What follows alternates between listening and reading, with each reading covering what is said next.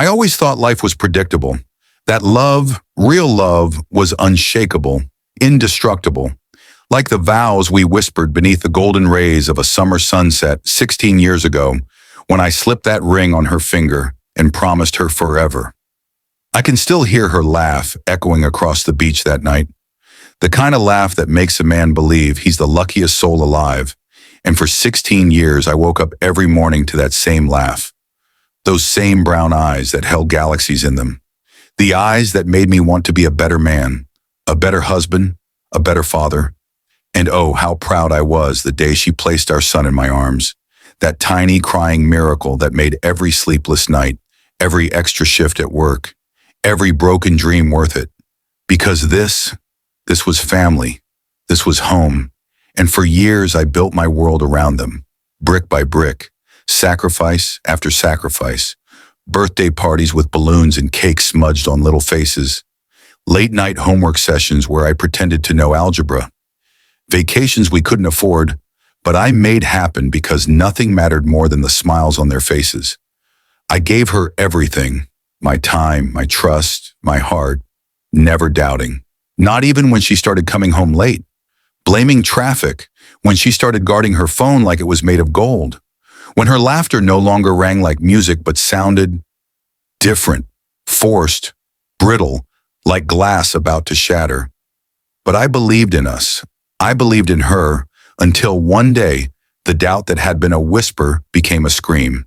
And I found myself holding a DNA kit in my trembling hands, convincing myself this was crazy, that this was paranoia, that the boy I had raised, our boy, was mine because how could he not be when his smile lit up my entire world?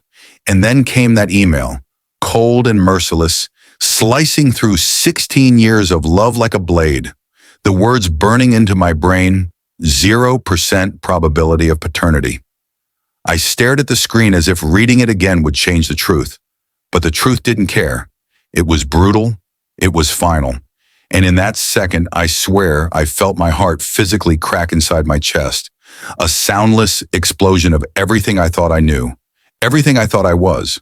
The room spun, my breath vanished, and all I could see was every memory flashing like shattered glass.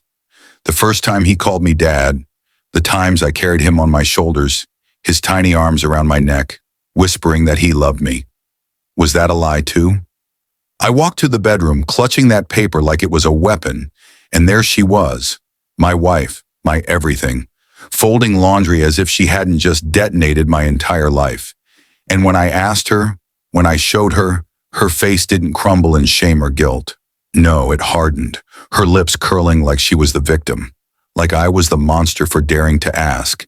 And then she said it, the words that will haunt me until the day I die. You were never supposed to find out. Just like that, 16 years reduced to ashes, and I stood there drowning in betrayal so deep it felt like I'd never surface, wondering how the woman I gave my soul to could look me in the eye and rip it apart without a tear, without remorse.